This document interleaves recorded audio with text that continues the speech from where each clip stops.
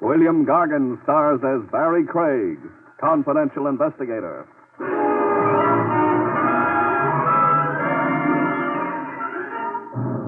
One kind of free lodging that leaves everyone cold, folks, is when it's yours, by courtesy of the city morgue.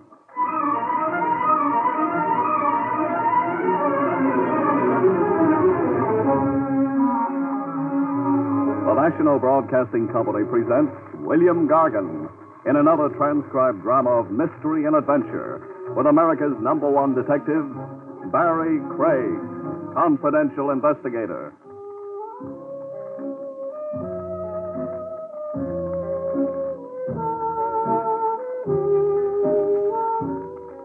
Barrie Craig speaking. There's one little thing a confidential investigator has in common with a crooner or a tap dancer. Ballyhoo. You can't get enough of it. The right kind of publicity break with pictures and ads, and your fees skyrocket. Even better than money, you promote your pick of jobs, scoop off the cream. I wangled me a break like that. A lady reporter, Mona Gale, assigned to follow me around by the True Life Picture magazine. An elegant redhead, lugging a camera and a notebook. She'd been ordered to profile me, get the story of my life from cradle to now. But the assignment had her missed, I could see. I wasn't important enough people for her. Is there some point to this dreary hike you've got me on, Mr. Craig? Yeah, there is. Tenement Row, near the dock. America's melting pot. Out of it comes governors, songwriters, bookies. Look around you. I have looked around me. Then start taking notes. Garfield Place. I was a kid on this block. That rat trap there. I played stickball off the stoop. Go ahead, sister, make with the pencil. Must I? Posterity will want to know. Are you naturally egotistic, Mr. Craig? Are you naturally a snob? I'm tired. So have a seat. Here, on the stoop. What's better than sitting? Grand view, huh? Great. Dirty-faced children, pushcarts, squalor. Isn't there some other way of profiling you, Mr. Craig? Like? Oh, one of those celebrated cases you perform in so heroically. Couldn't I just watch you at work? Sure. If I had a case, which right now I haven't. Come on, beautiful. Get the feel of this block. Imagine back to me as a kid. That kid over there, reading the comics. Now, he could be me once upon a time. How about that weird-looking boy carrying the parrot? Boy carrying a what? Parrot. Well, yes. What do you know? The kid is carrying a parrot. And coming this way, too. He wants to pose for a before and after picture with you. Hey, want to buy a parrot, mister, for cheap, mister? I don't think so, Sonny. He yours? No, I found him on the docks. Lost. He's sick. Sick? Yeah, look at the blood on his foot. Yeah, it is blood. Bring him closer. Hey, what you examining him for, like a doctor? Funny. The parrot hasn't been hurt. Not a scratch on him, I can see. But the blood? I'll bet 10. It's human blood. Human blood, Mr. Craig? Yeah. Now, figure that. Oh, if only the parrot could talk. Hey, talk's good. Watch. Hey, go ahead, you talk. Don't shoot me! Don't shoot me! Is that the parrot talking, or is the boy a ventriloquist? Help! Murder! Help! It's the parrot, all right. Yelling bloody murder. Sit tight, sister. You hold on to that parrot. Where are you going? The telephone check with Lieutenant Trav Rogers at police headquarters. I want to know what bloody corpse the parrot belongs to. Could be you will be watching me work, after all.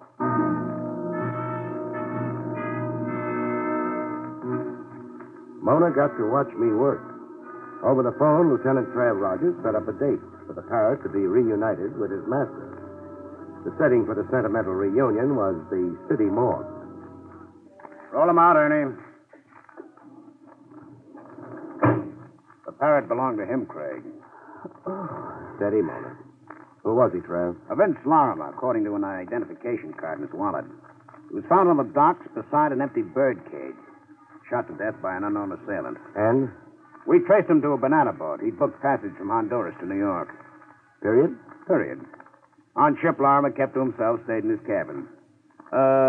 A mystery figure, isn't that how a reporter would headline him, Miss Gale? That parrot you two chanced across was Larimer's only known companion. Can I see the cage the parrot came in, Rogers? If you must meddle. I'm being immortalized by True Life magazine, so please don't louse it up.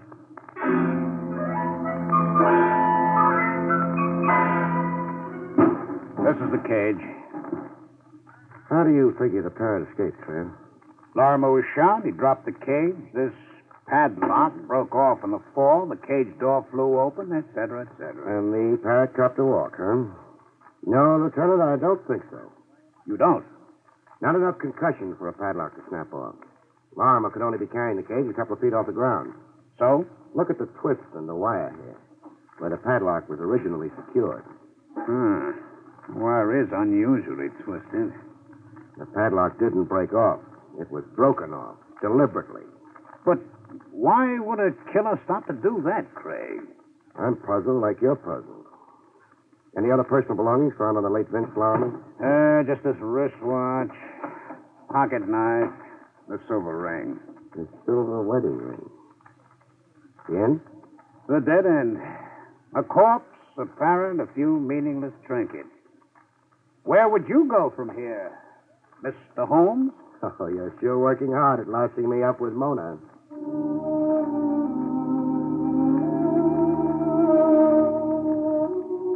But it so happened a detour developed in the dead end. The next morning, while I was sorting my mail over coffee and sinkers in the crosstown diner, and while waiting for the red-headed Mona to show up for her day's grind, the mail was the usual garbage. Bills, all of them stamped final notice, circulars advising me where to get my pants pressed, where to buy my geraniums, and one circular I really stopped to read. The Starbright Park Museum of Murder, exhibits in wax. The circular entitles Baer to a 50% admission discount. Good morning, Mr. Craig. The ripened friendship we've got, it's time you call me Barry. With a good morning kiss. If that's how you like to start your day. Look, I was assigned to you to play Boswell, Barry, not Madame Bovary. And what, pray, have you in store for me today? A trip to the Starbright Amusement Park. Amusement park? Read this circular. Bargain rate. So? Read where it says about the new wax exhibit. Oh, see, the brutal murder of Vince Lorimer. So real it will startle you. Hey, Vince Lorimer? Our corpse of yesterday. But how... How could a wax exhibit already be set up for the customers less than 24 hours after the murder happened? Yes, and circulars printed. Printed and in the mail. One of them in the mail to me. You think it was purposely? I'd be a dope not to think that. I'm not only being invited to get a look at Vince Lorimer being shot, but also at who is shooting him. All this in wax. It's incredible. I'm in an incredible business, beautiful. In what other business can you get an educated redhead personally assigned to you?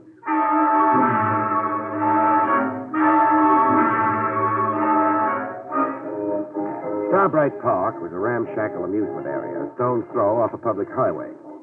Well, here's your Museum of Murder. Those signs, shocking, sensational, lurid. And closed. No ticket taker, no open door. It's boarded up? There's a bell here. This side door.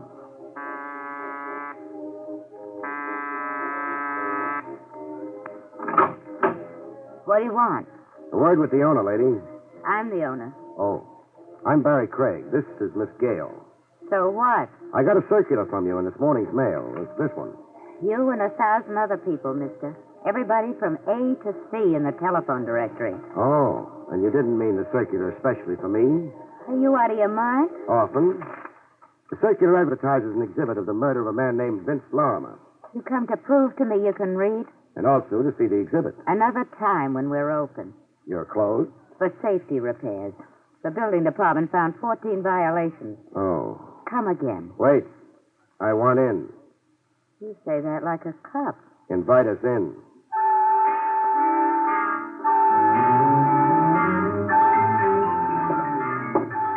Having fun, Laura? It's gruesome. Snyder and Ruth Gray in the hot seat. Dillinger bleeding all over Chicago's sidewalk. Why, baby, you're holding hands. I got affectionate and morbid surroundings. The Vince Lorimer murder's the last one in a row, right after Bluebeard. It is. Some light on the subject, please. I got no lights to switch on. The power battery's disconnected. Another order of the almighty building department. Here, you can use this flashlight. Thanks. Hey, quite a likeness. Barry, the victim does look like Vince Lorimer. Like Lorimer posed for it. Even the clothes, the pinstripe suit. And holding a cage with the parrot still in it. The minutes before the actual murder the scene's supposed to be. Miss, or is it madam? It's Dolly. Dolly Flanders. Dolly, the hooded killer holding the gun. Why the hood? I don't get your question. Is there a head, a face under the hood? Yes, I guess there is. Model? How? How? In the likeness of the killer, I mean. In the likeness? Well, how could that be? That's the question I'm saving for later. First, suppose you raise the hood.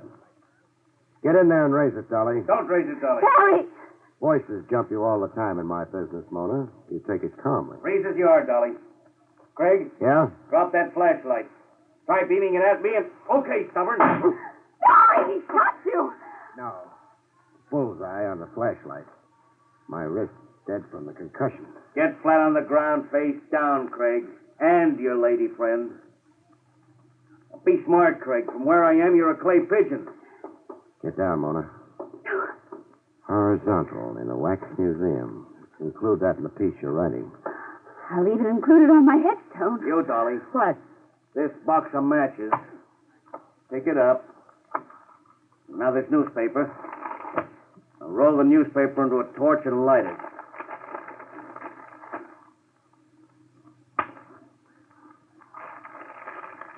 It's lit. What shall I do now? A wax figure holding the gun. Stick the torch under the hood and hold it there. Let's see how fast it melts.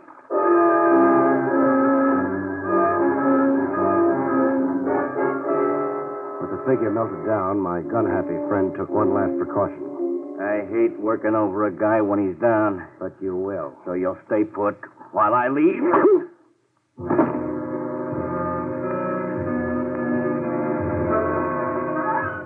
Bomb burst in my head set off a chain reaction. The last thing I heard before being blown to bits was Mona screaming.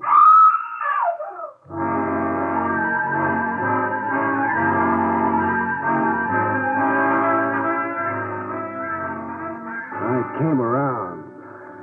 A long night and 100 years later, I came around. There was a face looking down on me. Pretty with red hair. Red eyes. Red eyes from crying. Crying over me. Oh, Barry. And music. Bird music? The music, Mona. It's a yellow canary singing. You're in Dolly Flanders' office. Dolly Flanders. Dolly. I'm not responsible for what happened out there. Who was he? I don't know any more than you do, Doc, like it was. He didn't want me to see the face under the hood. Because it was his own face, Barry. He's the man who murdered Vince Lorimer. Yeah, the obvious conclusion. Maybe even too obvious. Dolly, What? how come a wax exhibit here dramatizes a murder that happened only yesterday? You tell me. Don't you order your own exhibits? No, I take what's shipped to me on a rental basis. So much a season. Shipped to you by whom? A Mr. Scholar, Fernando Scholar, a wax sculptor. Where do I find Scholar? He's got a studio in Havemeyer Flats near the railroad yard. Number 179. You through third degree in me? No. How come you, a woman, run this kind of a business? Your husband, isn't he with you? How'd you know I had a husband? The silver wedding ring on your finger. Oh. Well, coming back to your first question about me and this business. Yes? I won't be in it anymore after today. Why not? I just sold it, as is, lock, stock, and barrel. Who to? Do I have to answer that, too? Not if it's a secret. It's no secret. Here's my copy of the bill of sale. Know ye by these presents that Howard Crump, purchaser, has this day for the sum of... Mr. Howard Crump thinks he's going to coin a mint running this museum, as it should be run, so he says. Won't he coin a mint? He'll starve to death. That yellow canary of yours, you ever, let it out of its cage? Why should I do a fool thing like that? Skip it. Expecting visitors, Dolly? Crump. He haunts the place to see I don't cart nothing away now that he's bought the place. Come in, Crump. Dolly? Oh, excuse me. This is Mr. Craig. With him is Miss Gale. How do you do? Congratulations on your purchase, Mr. Crump. Oh, you know? Yeah, Dolly was telling us. Dolly said you're convinced there's a profit in murder. Hmm? Oh. That's a curious way to put it. Then you put it. Yes, I believe a wax museum can be run profitably, with, of course, judicious management and promotion. The underlying principle, Mr. Craig, in any business... Cut. My aching head, Crump. The head I'm taking out of here is already twice the size I came in with. Coming, Mona?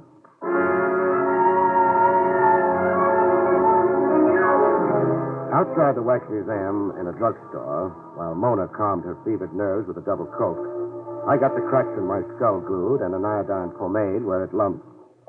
After that, I telephoned police headquarters. Hello, Lieutenant Trav Rogers? Never mind paging him, Buster. A message will do from Barrie Craig. Tell him to check Vince Lorimer's fingerprints with police files. Pronto. You're asking more questions than I've got answers.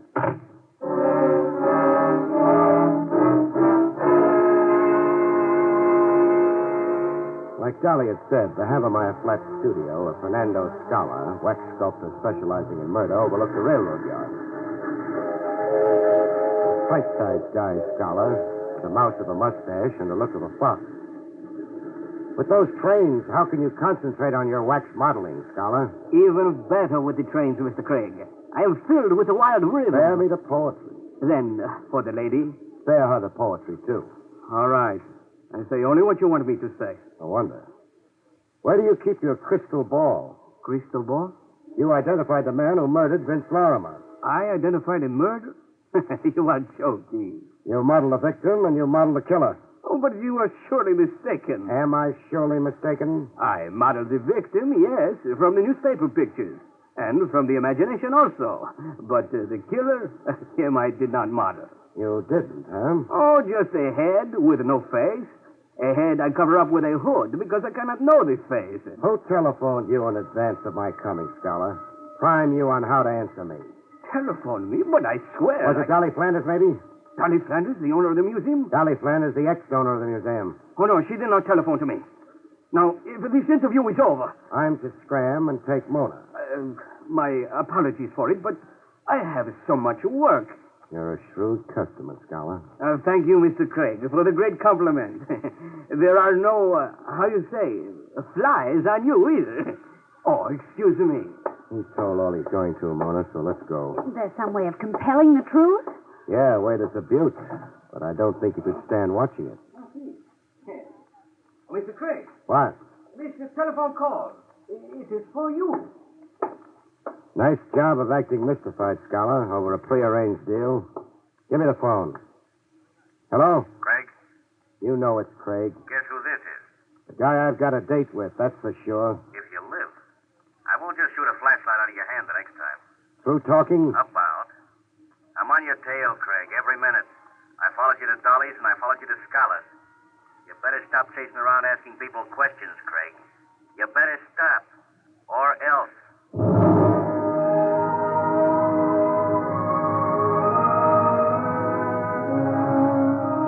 The case began to wrap itself up with a valuable assist credited to the good Lieutenant Trav Rogers. A return message for me, left with Jake, the elevator op in my office building, suggested that I meet Trav post-haste in the Marble Lawn Cemetery. But why meet in a cemetery? A favorite long-lost aunt. Rogers wants me to help dig her up. Oh, taxi! Hey, taxi!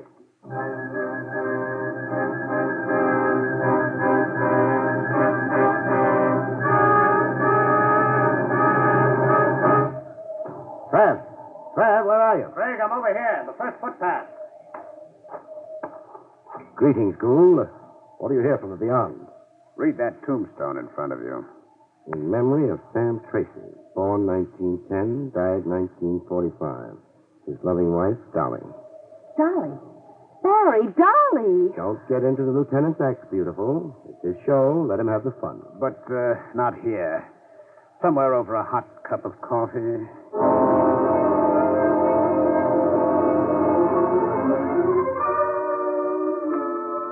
That headstone read, Sam Tracy died 1945. He also died in 1951. The same man died twice. What Rogers is saying, Mona, is that our Vince Lorimer was also named Sam Tracy once. Right. We checked Lorimer's fingerprints with police files, as per your request. Lorimer's prints correspond to the prints we have of a Sam Tracy, a one-time thief and safecracker. But there is a Sam Tracy now buried in the Marble Lawn Cemetery.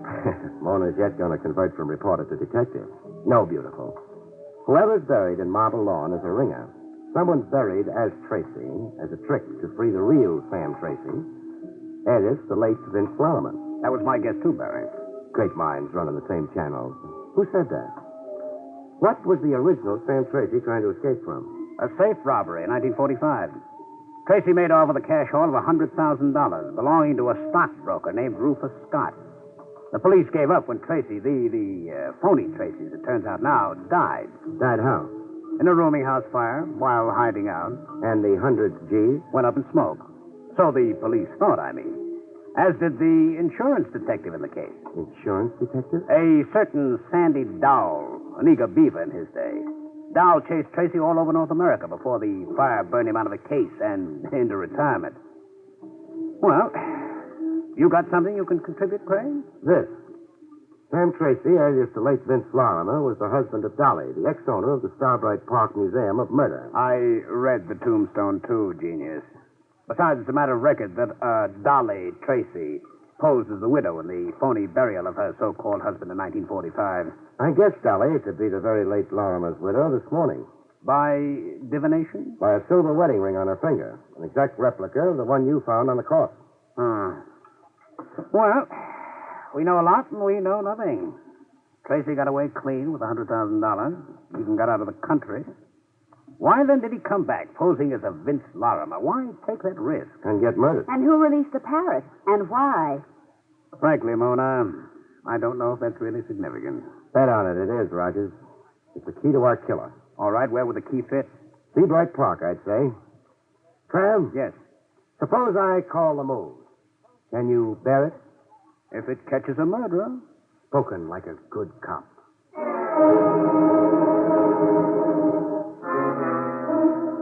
With Trav swallowing his pride enough to backstop me, I stormed the Museum of Murder. Yes? You. Close that door, Crump, quick. You, seem urgent. Urgent? There's a rifle-happy wild man tagging after me. Where's Dolly? Packed up and gone. I've taken possession. Uh-oh. That's my rifleman. Don't open that door. Where are you going? To your office to telephone for help. Now, look, Craig, I can't get involved in your affairs. Quick! Hello. Dead. Now the line went dead. Someone cut your wires, Crump. Craig, you can't stay here. I'm running a business, not a headquarters. You want me dead? No, but... My rifle-happy friend finding the range. Craig, get out of here. I'll be murdered. That's not my concern. I insist you go. You want me to walk out at a certain death? It's certain death anyhow staying in here, cooped up in here, cornered. Craig, I'll be killed too. The next bullet might get me. You're raving, When Crump. you stay here, the room is a death trap. You look green, Crump. Sick, as if you're suffocating. Suffocating. Yes, I am. The room's close. Stifling. Close and stifling like a cage? Yes, And you hate cages, don't you, Crump? I hate... That's why you let parrots out of cages. You can't stand seeing anything caged. No, I can't stay. Even the yellow canary, Dolly's yellow canary. The cage is here, but the canary's gone. You emptied that cage, too, eh, Crump? Yes. Craig, I can't breathe. I'm suffocating.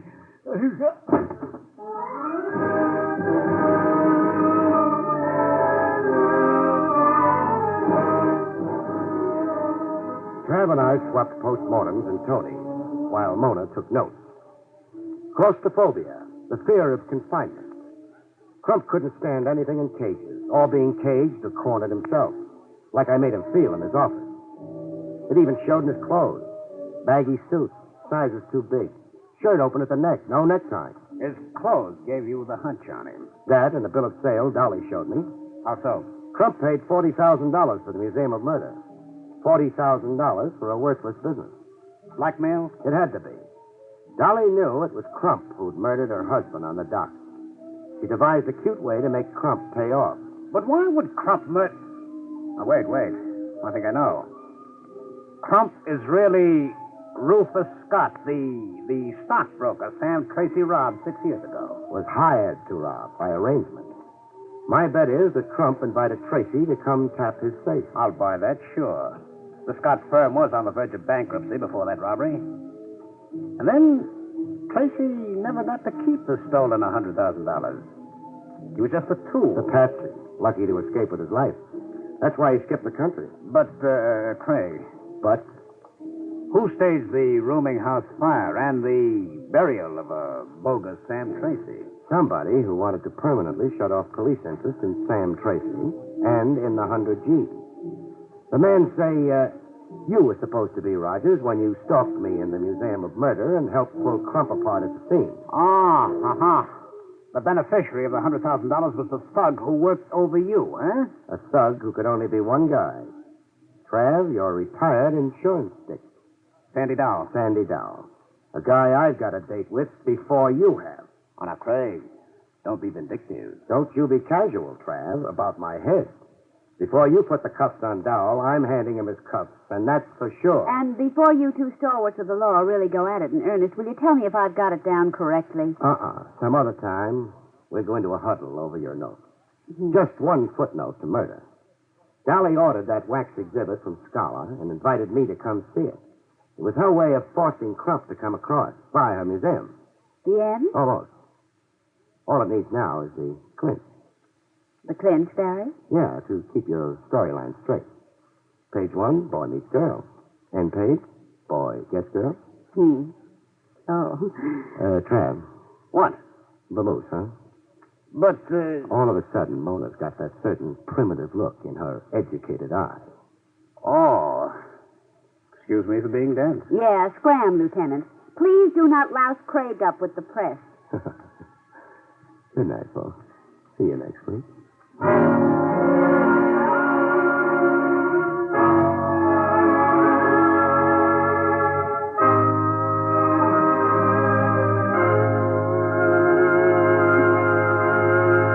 You have been listening to William Gargan in another exciting transcribed mystery drama from the adventures of Barrie Craig, confidential investigator. Tonight's story, Murder in Wax, was written by John Robert. Next week, it's the strange story of the naughty necklace, about which Barrie Craig has this to say.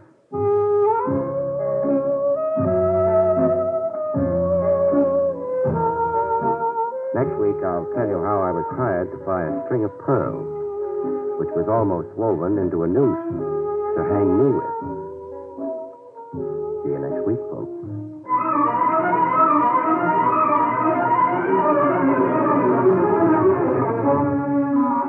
Featured in the role of Mona was Joan Alexander.